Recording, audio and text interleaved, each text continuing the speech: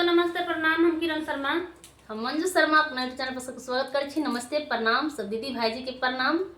और हम दोनों दरानी जेठानी जा रहा बहुत प्यारा दर्दनायक गीत बेटी विवाह के गावा अहाँ सब जरूर सुनब, कमेंट करके जरूर बताएब गीत केहन लागल। अब फुल वॉच करके अहाँ सब गीत के जरूर सुनब। लास्ट बहुत तक दर्द भरल गीत छे।